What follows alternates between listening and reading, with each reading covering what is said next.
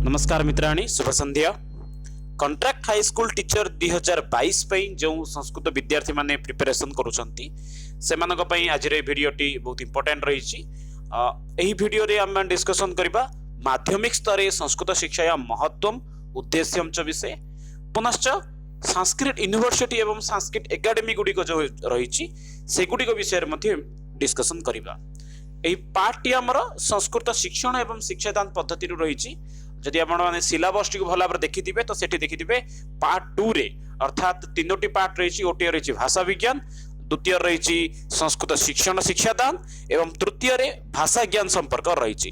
तो second part Sanskrit शिक्षण एवं शिक्षादान रो एही पार्ट टी हमर रही। तो आरंभम कुर्मः एव माध्यमिक स्तरे संस्कृत शिक्षायाः महत्वम उद्देश्यम विषय जानीमः। पुनश्च अस्माकं भारते पुनश्च भारतात् बहिः अपि ये विश्वविद्यालयाः सन्ति तेषां विषये अपि चर्चामपि कुर्मः एव। यदि पश्यामश्चेत् एतस्मात् अर्थात् केवलं संस्कृत शिक्षणं पुनश्च अस्माकं संस्कृत माध्यमिक स्तरे संस्कृत शिक्षा उद्देश्यं किम् अस्ति संस्कृत विश्वविद्यालयं सन्दर्भात् एव 10 अंकाः कदाचित् भवितुम् अर्हति। यतोहि पूर्वमेव 4-5 अंकाः आसन्, इदानीं 100 अंकानां प्रश्नपत्र अस्ति, अतः अत्यन्तं महत्वपूर्णं भागः भवति एव। प्रारम्भं कुर्मः एव। एकवारं स्तरान् एकवारं पश्यन्तु भवन्तः। विद्यालय स्तरान् एकवारं भवन्तः अवगच्छन्तु, तदुपरान्त एव विषय प्रवेशं कुर्मः एव। यदि सामान्यरूपेण विद्यालयस्य स्तरं पश्यामः चेत् तत्र अस्माकं प्रथमी कक्षातः 10वी कक्षापर्यन्तं विद्यालयस्य स्तरः भवति एव सामान्यरूपेण। केषुचित् स्थानेषु 12वी कक्षापर्यन्तमपि अस्माकं स्तरः भवति एव। प्रथमीतः 10वी कक्षापर्यन्तं ओडिया नाम उत्कलीय ओडिया विभागेषु भवति एव, अत्र संशयः नास्ति। किन्तु ओएबी मध्ये पश्यतु अथवा केन्द्रीय विद्यालयेषु एव 12वी कक्षा मध्ये अपि तत्र अस्माकं विद्यालयस्तरे इति ते वदन्ति। अन्यथा अन्य उत्कलीय विद्यालयेषु पश्यामः चेत् तत्र प्रथमीतः 10वी पर्यन्तम् एव सम्पूर्णम् अस्माकं विद्यालयस्य स्तरः भवति एव। अतः तत्रापि विद्यालयस्य स्तरापि भागत्रयं भवति। प्राथमिकस्तरं, माध्यमिकस्तरं, सर्वान्ते एव उच्चमाध्यमिकभागः। माध्यमिकविद्यालये कुत्र भवति? कक्षा 6, 7, 8 अस्माकं माध्यमिक स्तरं भवति, यत्र छात्राणां प्रारम्भिक समये एव संस्कृतस्य प्रवेशः भवति। उच्चविद्यालये पश्यामः चेत् तत्र कक्षा 9 अथवा 10 अत्र एव संस्कृतस्य पठनं पाठनं प्रचलति।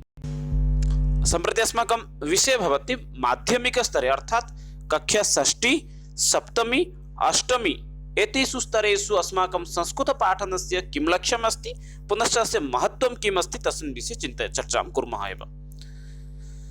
यदि पश्यामः एकवारं भाषा शिक्षणम् अस्ति, अतः कुत्र कुत्र भाषा शिक्षण सम्पर्के लिखितम् अस्ति। NCF 2005 प्रति यदि पश्यामः चेत् बहवः नाम जनाः वदन्ति संस्कृतं किमर्थम् अनिवार्यविषयरूपेण नास्ति इति प्रथमविषयः। केचन वदन्ति प्रथमी कक्षातः किमर्थं संस्कृतं नास्ति इति बहुनां जनानां मतं भवति एव। किन्तु NCF 2005 पुनश्च RTE 2010 मध्ये यदि पश्यामः चेत् अत्र सम्पूर्ण स्पष्टतया लिखितम् अस्ति प्राथमिकस्तरे अर्थात् कक्षा प्रथमीतः 5वी पर्यन्तं छात्रान् केवलं मातृभाषया एव शिक्षणं प्रचलिष्यति, तत्र अन्यभाषायाः व्यवहारः नास्ति। अतः प्रथमी कक्षातः एव संस्कृतशिक्षणस्य व्यवस्था अस्माकम् उत्कले भवतु अथवा अन्यप्रदेशेषु न भवति। द्वितीयमस्ति RTE 2010 the RTE 2000 right to education भवति। एतद् यदि वयम् एकवारं पश्यामः चेत् अत्रापि तथैव उल्लिखितः अस्ति, नाम सर्वेषां कृते शिक्षा अनिवार्या अस्ति, अतः ते निश्चितरूपेण शिक्षां ग्रहणं करिष्यन्ति। तदर्थमपि राज्यसर्वकारः केन्द्रसर्वकारस्य अपि व्यवस्था करिष्यति। तत्रापि उल्लिखितः अस्ति तत्र छात्राणां कृते मातृभाषायाः प्रयोगः भवतु, अतः संस्कृतं माध्यमिकस्तरे एव आरम्भः भवति, प्राथमिकस्तरात् आरम्भः न भवति।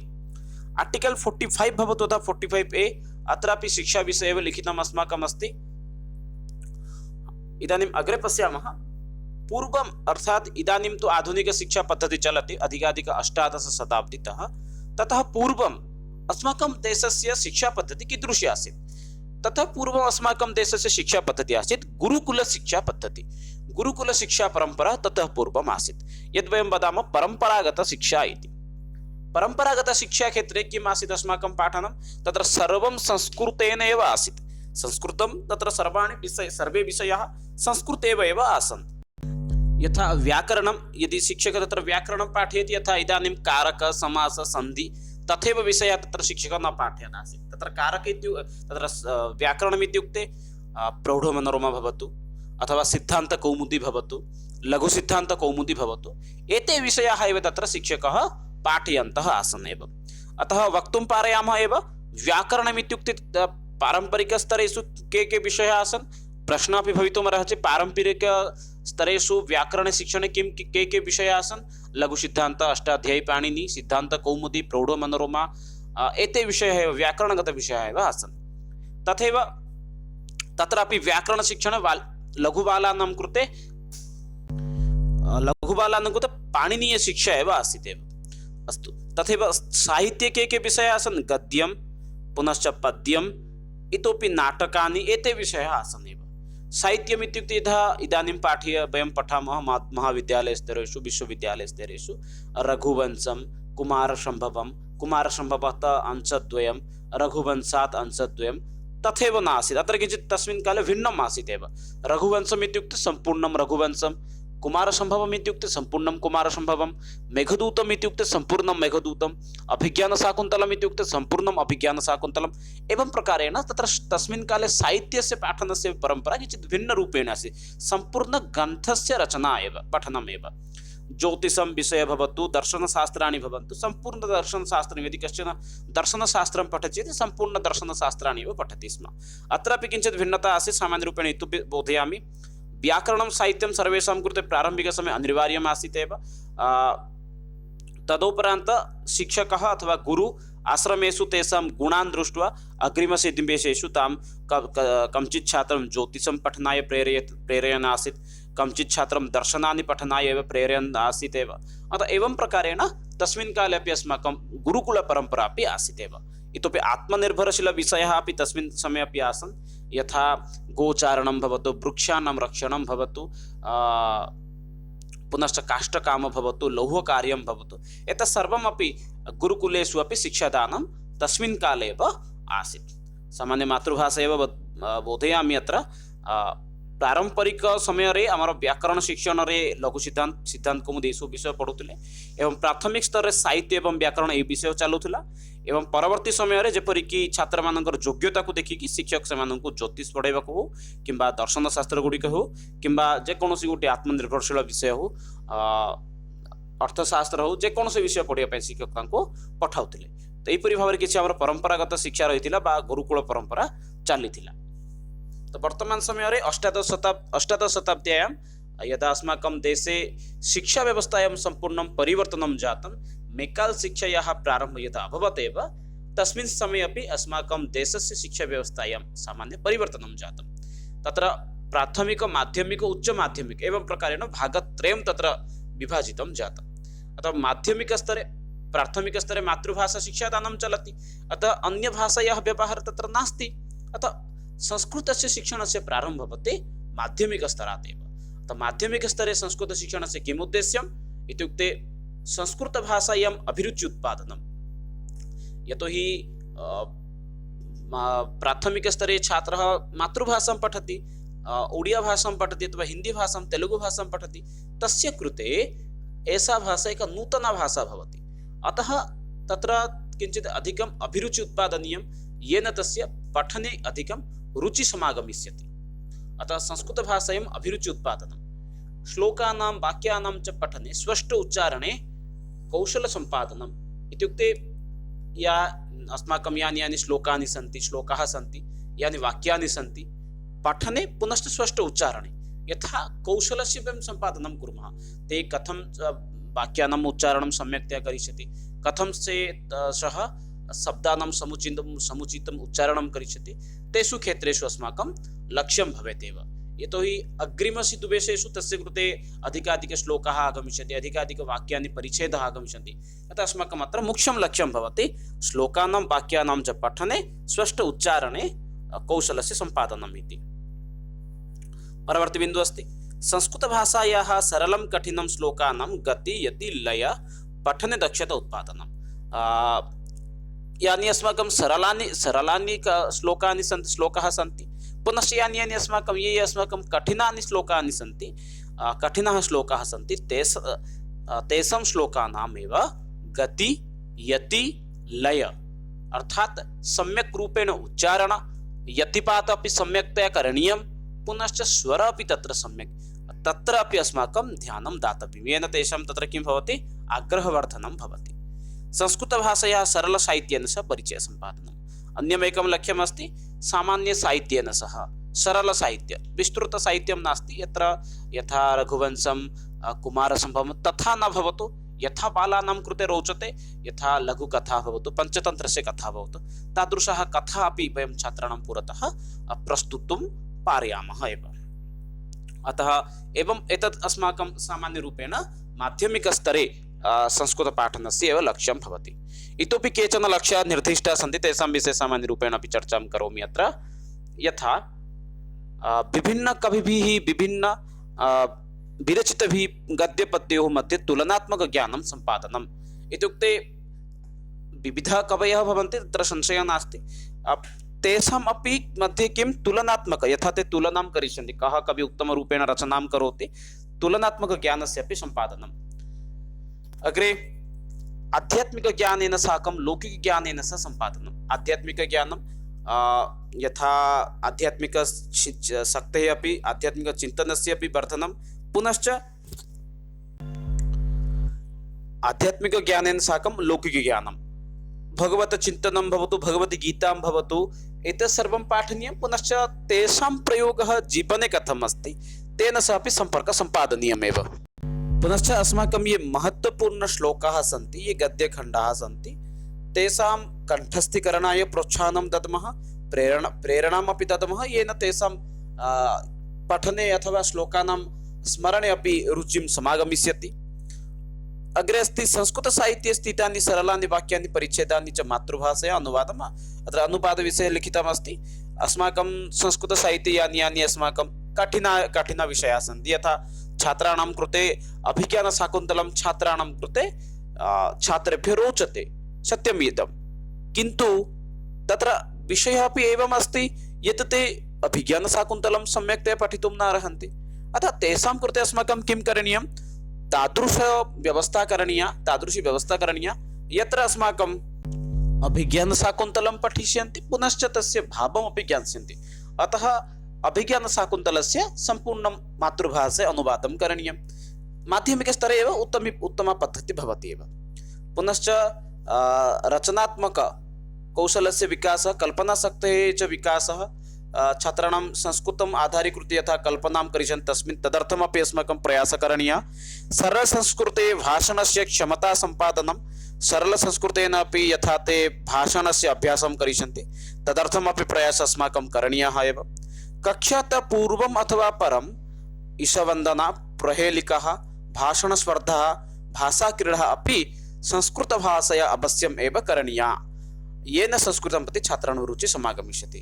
यथा अहं वदामि, मम विद्यालये अद्य मम विद्यालयस्य अन्तिमदिवसः आसीत्। मम संस्कृतपाठनाय अष्टमी कक्षा चतुष्टये अहं स्वीकृतवान्। कुत्रापि न पाठितवान्, छात्राणाम् अभिरुचि उत्पादननिमित्तं केवलं संस्कृतभाषाक्रीडा एव कारितवान् एव। छात्राः उत्साहिनः सन्ति। तथैव अस्माकं किं करणीयं, कक्षातः पूर्वं भवतु अथवा कक्षायाः परं भवतु, ईशवन्दना भवतु, अर्थात् लघु लघु प्रार्थना भवतु। नाम सर्वकारीय विश्वविद्यालयेषु तथा व्यवस्था नास्ति सामूहिकप्रार्थना, अतः तत्र शिक्षकः कर्तुम् अर्हति। प्रहेलिकाः अपि वक्तुम् अर्हति। भाषणस्पर्धा, छात्रान् एकमेकं विषयं ददाति, भवन्तः तं विषयं समादृत्य एव विलिख्य आगच्छतु, अत्र भाषणं ददातु, एवमपि कर्तुम् अर्हति। भाषाक्रीडायाः अपि आयोजनं कर्तुम् अर्हति, यथा मुक्तवान् एव, बहव्यः क्रीडा भवितुम् अर्हन्ति, भाषासम्बन्धीयक्रीडाः। अनेन किं भवति, संस्कृतभाषां प्रति एव छात्राणां रुचिवर्धनं भवति। तत्र अधिकः विषयः अस्ति, ध्यानं दातव्यः विषयः अस्ति। छात्राः अधिकं क्रीडाम् इच्छन्ति एव, बालकथाम् इच्छन्ति। अतः माध्यमिक स्तरे वयं छात्रान् पञ्चतन्त्र कथान् श्रावयितुं शक्नुमः, बालान् वयं भाषा क्रीडां कारयितुं शक्नुमः, येन तेषां पठने संस्कृतपठने एव अभिरुचिं समागमिष्यति एव। उत्कलप्रदेशे यदि संस्कृत शिक्षा व्यवस्थाम् एकवारं पश्यामः चेत् प्राचीन प्रणाली भवति प्रथमातः आचार्यपर्यायावत्। प्रथमे इत्युक्ते प्रथमा भवति षष्ठी सप्तमी अष्टमी, तदुपरान्त अस्ति मध्यमा, उत्तरमध्ये पूर्वमध्यमा, पुनश्च पूर्वमध्ये वर्षद्वयं, पूर्वमध्यमा उत्तरमध्ये भवति, 9th भवति पूर्वमध्यमा, उत्तरमध्ये भवति 10वी कक्षा, पुनश्च +2 आगच्छति उपशास्त्री अथवा प्राक्शास्त्री, तदुपरान्त +3 भवति शास्त्री। एतत् प्राचीन प्रणाली अस्ति, परम्परागत धारा भवति। पुनश्च अस्ति MA स्थाने PG स्थाने वदन्ति आचार्यः इति।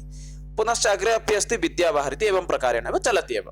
भिन्ना व्यवस्था अस्ति प्राचीन प्रणाली। आधुनिक विद्यालयान् अस्माकम् अधिकं ध्यानं दातव्यं, यतोहि आधुनिक विद्यालयानां सन्दर्भात् एव प्रश्नाः अधिकाधिक आगच्छन्ति एव। आधुनिक विद्यालयः आधुनिक शिक्षा प्रणाली, आधुनिक विद्यालय कक्षा षष्ठी सप्तमी अष्टमी माध्यमिक स्तरे गच्छति। प्रायतः विद्यालयेषु तु इदानीं संस्कृत शिक्षकाः तु न सन्ति एव, संस्कृतं पाठनाय अपि संस्कृत शिक्षकाः न सन्ति। तत्र विषयः अस्ति संस्कृतम् इति, किन्तु संस्कृत शिक्षकाः न सन्ति। षष्ठी कक्षा मध्ये यदि वयम् एकवारं पश्यामः, माध्यमिक स्तरस्य संस्कृत पुस्तकस्य नाम भवति भाषाकलिका। कदाचित् प्रश्नः अपि आसीत् एव षष्ठी परीक्षायां। सप्तमी कक्षायाः यदि एकवारं पुस्तकस्य नाम पश्यामः चेत् भाषाकलिका द्वितीय भाग इति भवति। अर्थात् प्रथम भाग भवति भाषाकलिकायाः षष्ठी कक्षा मध्ये, द्वितीय कक्षायाः विषयः भवति सप्तमी कक्षायां, पुनश्च अष्टमी कक्षायां भाषासौरभम् इति भवति। इतोपि अग्रे ये विषयाः सन्ति, यथा नवमी कक्षायां संस्कृत साहित्य मंजरी इति भवति, संस्कृत साहित्य वल्लभी 10वी कक्षायाः छात्राणां कृते भवति एव। अस्माकं केवलं माध्यमिक विषय एव द्रष्टव्य एव। एतत् कश्चन अत्यन्त बहुमूल्यवान् एव बिन्दुः भवति। एतस्मात् सन्दर्भात् कदाचित् अङ्कद्वयं भवितुमपि अर्हति अथवा एकः अङ्कः भवितुम् अर्हति, किन्तु प्रत्येकवर्षं O-षष्ठी मध्ये तस्मात् सन्दर्भात् एकः प्रश्नः तु आगच्छति एव। सामान्यरूपेण पश्यन्तु एव, ओडिशायाः संस्कृतशिक्षा, उत्कलप्रदेशे संस्कृतशिक्षा प्रारम्भिकसमये नाम त्रिभाषासूत्रं प्रारम्भात् परमेव 1956 तमवर्षात् परमेव 1980 तमवर्षे एव शिक्षकाणां प्रशिक्षणार्थं शिक्षाशास्त्रविभागस्य आरम्भः भवति। सदाशिवपरिसरे 1980 तमवर्षे एव प्रारम्भः भवति। प्रथमवारमेव एतस्य एव प्रारम्भः भवति उत्कलप्रदेशे। तदुपरान्त संस्कृतं प्रति छात्राणां रुचिं दृष्ट्वा, संस्कृताय छात्राणां रुचिं दृष्ट्वा 1981 तमवर्षे एव जगन्नाथ संस्कृत विश्वविद्यालयस्य एव पुर्यामेव एतस्य प्रारम्भः भवति, कार्यस्य प्रारम्भः भवति। जगन्नाथ विश्वविद्यालयः पुर्यामेव। तदुपरान्त अस्ति एव, अर्थात् 1981 तः आरभ्य सम्पूर्णरूपेण 2010 पर्यन्तं संस्कृतशिक्षाक्षेत्रे किमपि परिवर्तनं न भवति, तथैव चलन् आसीत्। 2005 तमवर्षे NCF वदति त्रिभाषासूत्रम् अवश्यं सर्वे प्रदेशाः प्रयोगं कुर्वन्तु इति। अतः 2010 तमवर्षे अनिवार्यविषयरूपेण तृतीयभाषात्वेन एव षष्ठी कक्षातः एव संस्कृतं विद्यालयस्तरे पाठनस्य प्रारम्भं भवति। अनन्तरं पुनश्च 2011 मध्ये एव अनिवार्यविषयरूपेण सप्तमी कक्षातः एव तृतीयभाषारूपेण विद्यालयस्तरेषु पाठनस्य आरम्भः भवति। ततः पूर्वम् अष्टमी कक्षायाम् एव केवलं संस्कृतम् आसीत् अनिवार्यविषयः, षष्ठी सप्तमी कक्षायाम् अनिवार्यविषयः न आसीत् एव। परवर्तिकाले 2012 तमवर्षे एव जगन्नाथ विश्वविद्यालये एव शिक्षाशास्त्र विभाग अर्थात् शिक्षकाणां प्रशिक्षणाय व्यवस्थायाः प्रारम्भः भवति। एतत्तु आसीत् एव सामान्यपरिचयः एव। अत्रापि सर्वकारः पश्यति, अत्र तु ये शिक्षाशास्त्रीं कुर्वन्ति ते तु नवमी 10वी कक्षायाम् एव छात्रान् पाठयितुम् अर्हन्ति। अतः ये खलु माध्यमिकस्तरे के पाठयिष्यन्ति, अतः शिक्षकाणां प्रशिक्षणकेन्द्रेषु अर्थात् यद् वयं सिटी इति वदामः, तत्र सिटी ट्रेनिंग मध्ये संस्कृतविषयं 2013 तमवर्षतः एव प्रारम्भं करोति। एवं पश्यामः चेत् अष्टमी नवमी 10वी कक्षायां संस्कृतं वैकल्पिकविषयरूपेण एव अस्ति। अस्माकं तृतीयभाषा मध्ये वैकल्पिकविषयः अस्ति, प्रथम अथवा द्वितीयभाषा मध्ये संस्कृतं नास्ति। प्रथमभाषारूपेण भवन्तः हिन्दीम्, आङ्ग्लभाषाम्, ओडियां स्वीकर्तुम् अर्हन्ति, बङ्गाली तेलुगु अपि भवितुम् अर्हति। द्वितीयभाषा मध्ये अपि तथैव अस्ति, किन्तु संस्कृतं केवलं तृतीयभाषारूपेण एव एकः विषयरूपेण एव छात्रः पठितुम् अर्हति एव। किन्तु तथैव यदि षष्ठी सप्तमी अष्टमी कक्षायां यदि वयं पश्यामः तत्रापि अनिवार्य तृतीयभाषारूपेण एव अस्माकं CBSE बोर्ड् मध्ये संस्कृतं वर्तते। CBSE इत्युक्ते केन्द्रीयविश्वविद्यालयेषु भवतु अथवा यत्र यत्र CBSE बोर्ड् चलति DAV मध्ये भवतु तेषु सर्वेषु स्थानेषु संस्कृतं षष्ठी सप्तमी अष्टमी कक्षायाम् एव अनिवार्य विषयरूपेण एव पठनं पाठनं चलति। अत्यन्तं महत्वपूर्ण भागः अस्ति। भवन्तः अपि स्क्रीन्शाट् अपि स्वीकर्तुमपि अर्हन्ति एव। 1980 तमे वर्षे सदाशिव परिसर संस्कृतविभागस्य प्रारम्भः, जगन्नाथविश्वविद्यालयस्य नाम निर्माणं 1981, षष्ठीकक्षातः संस्कृतस्य आरम्भः 2010, 2011 मध्ये सप्तमीकक्षातः संस्कृतस्य प्रारम्भः, 2012 मध्ये जगन्नाथ विश्वविद्यालय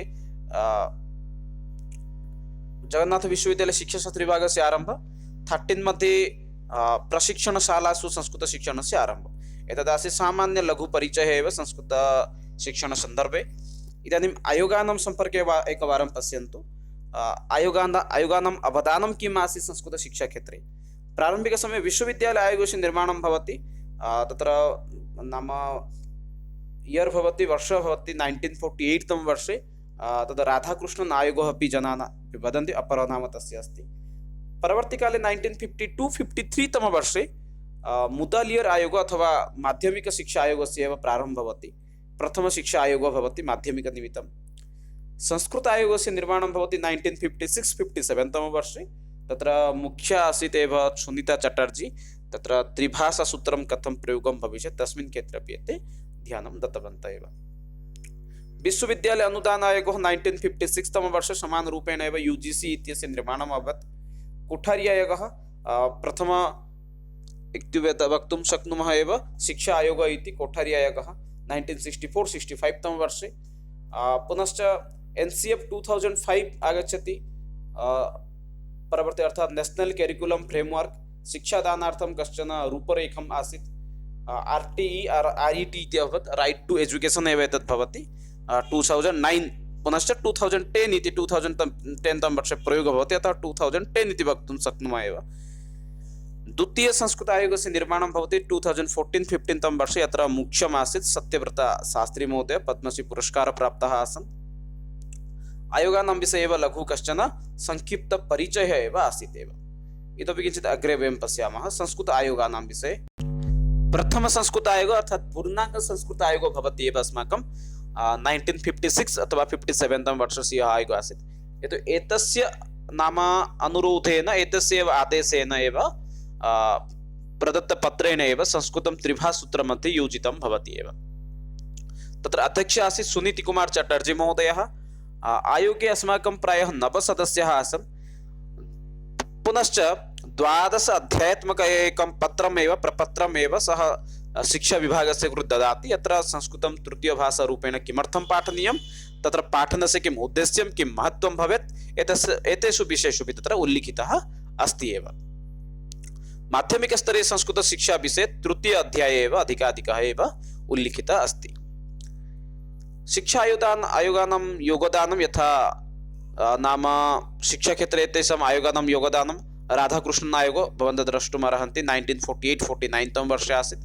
माध्यमिकशिक्षा आयोगः डॉक्टर लक्ष्मीस्वामी मुदालियर् एव आसीत् एतस्य मुख्यः। माध्यमिकशिक्षा आयोगः अथवा मुदालियर् आयोगः अपि वदन्ति 1952-53 तमे वर्षे। कोठारी आयोगः DS कोठारी महोदयस्य नाम्ना एव तदस्ति। 1964-66 तमे वर्षे एव एतस्य आयोगस्य निर्माणम् आसीत् एव। इदानीं सामान्यरूपेण विश्वविद्यालयानां निर्माणं पुनश्च तेषाम् अवस्थितिविषये एकवारं पश्यामः। कदाचित् प्रश्नः तादृशः अपि भवति एव। भारते कति संस्कृतविश्वविद्यालयाः सन्ति? सर्वपुरातनसंस्कृतविश्वविद्यालयस्य यदि एकवारं नाम पश्यामः चेत् सम्पूर्णानन्द संस्कृतविश्वविद्यालयः वाराणस्याम् उत्तरप्रदेशे एव अस्ति।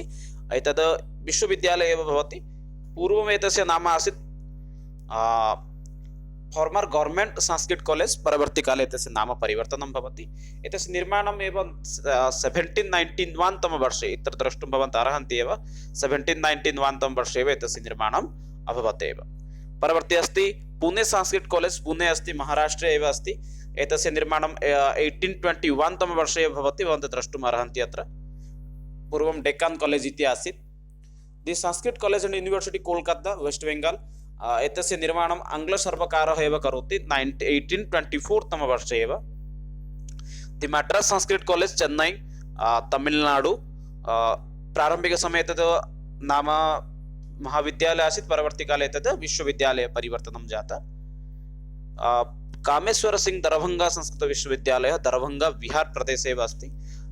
एतदपि तथैव नाम अस्माकं स्वाधीनभारतस्य प्रथम संस्कृत विश्वविद्यालयः भवति 1961 तमवर्षे कामेश्वर सिंह दरभंगा संस्कृत विश्वविद्यालय बिहार प्रदेशे एव अस्ति। पूर्वं बिहारे नालन्दा विश्वविद्यालय अन्य विश्वविद्यालय आसन् एव, किन्तु स्वाधीनभारतस्य प्रथम संस्कृत विश्वविद्यालयः भवति।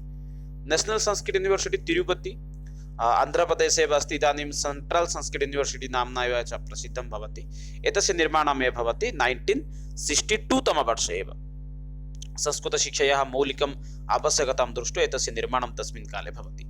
तथैव 1962 तमवर्षे श्री लाल बहादुर शास्त्री संस्कृत विश्वविद्यालयस्य निर्माणं भवति। नवदेहल्याम् अस्ति। सेंट्रल केन्द्रीय विश्वविद्यालय द्वारा एव इदानीं परिचितः भवति। तथैव 1917 वर्षे एव सेंट्रल संस्कृत यूनिवर्सिटी यत् अस्ति अस्माकं न्यू दिल्ली मध्ये इदानीं यस्य नाम परिवर्तनं अभवत् सेंट्रल संस्कृत यूनिवर्सिटी तदस्ति। पुनश्च श्री जगन्नाथ संस्कृत विश्वविद्यालय 1981 तमवर्षे निर्माणं भवति, पूर्यां वर्तते उत्कल प्रदेशे। तथैव श्री शंकराचार्य विश्वविद्यालय संस्कृत कल्हाडी केरल प्रदेशे एव अस्ति। 1993 तमवर्षे एव एतस्य निर्माणम् अभवत्। पुनश्च कविकुलगुरु कालिदास संस्कृत विश्वविद्यालय नागपुर महाराष्ट्रे वर्तते, नागपुरे शहरे। पुनश्च जगद्गुरु रामानंदाचार्य राजस्थान संस्कृत विश्वविद्यालय जयपुर प्रदेशे अस्ति। 2000 अर्थात् 2001 तमवर्षे एव एतस्य निर्माणं जातम्। उत्तराखण्ड संस्कृत विश्वविद्यालयः हरिद्वार उत्तराखण्डे एव अस्ति। 2005 तमवर्षे एतस्य निर्माणं जातम्। गुजरात प्रदेशे श्री सोमनाथ संस्कृत विश्वविद्यालय बरेल 2005 तमवर्षे एव निर्माणं जातम्।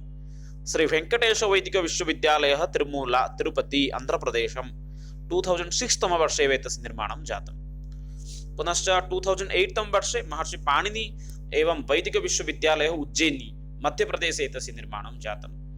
2011 तमवर्षे कर्नाटक संस्कृत विश्वविद्यालय बेंगलुरु कर्नाटक प्रदेशे एतस्य निर्माणं जातम्। पुनश्च 2011 तमवर्षे कुमार भास्कर वर्मा संस्कृत विश्वविद्यालयः पुनश्च असम मध्ये एव एतदस्ति। 2018 तमवर्षे महर्षि वाल्मीकि संस्कृत विश्वविद्यालयः कैठल हरियाणा प्रदेशे एव महर्षि वाल्मीकि विश्वविद्यालयः वर्तते एव। इतोपि भारते केचन विश्वविद्यालयाः सन्ति, येषां नाम पूर्वं मया न उल्लिखितः। 1959 तमवर्षे त्रिभुवन संस्कृत विश्वविद्यालय काठमाण्डु नेपाल प्रदेशे एव एतदस्ति। 1995 तमवर्षे महर्षि महेश्वर योग वैदिक विश्वविद्यालयः जाबलीपुरम मध्यप्रदेशं। पुनश्च 2002 तमवर्षे देव संस्कृत विश्वविद्यालय हरिद्वार उत्तराखण्ड विश्वविद्यालय द्वयं भवति। परवर्ती काले अस्ति 1993 तमवर्षे श्री चंद्रशेखरानंद सरस्वती संस्कृत विश्वविद्यालय कांचीपुरम तमिलनाडु। अतः एवं प्रकारेण भारतस्य संस्कृत विश्वविद्यालयानां सम्पर्के सामान्यरूपेण चर्चाम् अस्माकं जातः। इदानीं केचन प्रश्नोत्तराणाम् एव अभ्यासं कुर्मः। निम्नोक्तेषु माध्यमिकस्तरेषु संस्कृतशिक्षणस्य उद्देश्यं न भवति। एतेषु कुत्र अस्माकं माध्यमिकस्तरे संस्कृतशिक्षणस्य उद्देश्यं नास्ति। संस्कृतभाषां प्रति अभिरुचि उत्पादनं, श्लोकानां वाक्यानां च पठने स्पष्ट उच्चारणे च कौशलसम्पादनं, संस्कृतभाषायाः सरलं कठिनं श्लोकानां यति लय पठने दक्षता उत्पादनं, संस्कृतं भाषया सरलं कठिनं श्लोकानां गति यति लय पठने दक्षता उत्पादनं, पंचतंत्र हितोपदेशं प्रति आग्रह सृष्टि। किंचित् भवन्तः यदि प्रश्नं पश्यन्ति चेत् किंचित् कन्फ्यूज युक्त प्रश्नः अस्ति। अत्र सम्यक् उत्तरं भवति चतुर्थ विकल्पः एव पंचतंत्र हितोपदेशं प्रति एव आग्रह सृष्टि इति। यतोहि अत्र एतेषां गुणानाम् आग्रह सृष्टि करणीयम् एव, एतस्मिन् विषये भिन्नरूपेण चिन्तनीयम् एव। अतः सम्यक् उत्तरं भवति अत्र चतुर्थ विकल्पः एव। प्राथमिकस्तरेषु कदाचित् तत्र मुख्यलक्ष्यं भवेत्, न तु माध्यमिकस्तरे। अग्रे पश्यामः। सदाशिव परिसरे संस्कृत शिक्षक प्रशिक्षणस्य कदा आरम्भः अभवत्? सदाशिव परिसरे कदा आरभ्य संस्कृत शिक्षकाणां प्रशिक्षणस्य प्रारम्भं भवति 2011 1980 1981 1982 समीचीनम् उत्तरं ये जानन्ति वक्तुम् अर्हन्ति एव समीचीनम् उत्तरम् अत्र किं भवति ये जानन्ति वक्तुम् अर्हन्ति एव सम्यक् उत्तरं भवति 1980 तमवर्षे एव संस्कृतशिक्षकाणां कृते प्रशिक्षणस्य आरम्भः सदाशिव परिसरे भवति 2011 मध्ये किम् अभवत् संस्कृतक्षेत्रे नाम ओडिशा उत्कले जगन्नाथ विश्वविद्यालये संस्कृतशिक्षकाणां कृते शिक्षकप्रशिक्षणस्य आरम्भः अभवत् 1981 तमवर्षे जगन्नाथ संस्कृत विश्वविद्यालयस्य निर्माणम् अभवत् परवर्ती प्रश्नं प्रति गच्छामः जगन्नाथ विश्वविद्यालयस्य निर्माणं कदा अभवत् जानीमः एव वयम् ओडिशा प्रदेशे एव अस्ति जगन्नाथ संस्कृत विश्वविद्यालय तस्य निर्माणं कदा अभवत् समीचीनम् उत्तरम् अस्ति 1981 तमवर्षे एव परवर्ती प्रश्नं प्रति गच्छामः उत्कलप्रदेशे षष्ठीकक्षातः संस्कृतशिक्षणं कदा आरम्भः अभवत् 2011 10 12 किमपि न समीचीनम् उत्तरम् अत्र भवति समीचीनम् उत्तरम् अत्र 2010 12 इति भवति अहं तु पूर्वमपि उक्तवान् यत् 2011 वर्षे एव संस्कृतशिक्षणस्य शिक्षकाणां कृते प्रशिक्षणं जगन्नाथ विश्वविद्यालये अभवत् किन्तु समीचीनम् उत्तरम् अत्र भवति 2012 इति 2011 मध्ये सप्तमी कक्षातः संस्कृतस्य अनिवार्यम् अभवत् 2010 तमवर्षे दशमी कक्षातः संस्कृतशिक्षणस्य आरम्भः अभवत् जगन्नाथ विश्वविद्यालये संस्कृतप्रशिक्षणस्य कदा आरम्भः समानप्रश्नः एव अस्ति एव संस्कृतशिक्षकप्रशिक्षणस्य कदा आरम्भः अभवत् समीचीनम् उत्तरं 2012 भवति एव अग्रे गच्छामः षष्ठश्रेणी संस्कृतपुस्तकस्य नाम किम् अस्ति सम्यक् उत्तरं भवति भाषाकलिका इति षष्ठश्रेणी छात्राणां कृते अस्ति भाषाकलिका सप्तमी श्रेणी छात्राणां कृते अस्ति भाषाकलिका द्वितीयभागः भाषासौरभम् अष्टमश्रेणी नवमश्रेणी छात्राणां कृते भाषासंस्कृतवल्लरी अतः समीचीनम् उत्तरम् अत्र भवति भाषाकलिका इति अस्तु मित्राणि एते केचन अत्यन्तं महत्त्वपूर्ण प्रश्नाः आसन् पुनश्च अत्यन्तं तन्त्रमस्य आसीत् आशा करोमि भवन्तः अपि सकुशलम् एतत् सत्रं भागं नीतवन्तः मिलामः अन्यस्मिन् सत्रे तावत्पर्यन्तं विरमामि जयतु भारतं वदतु संस्कृतं वन्दे मातरं धन्यवादः मित्राणि।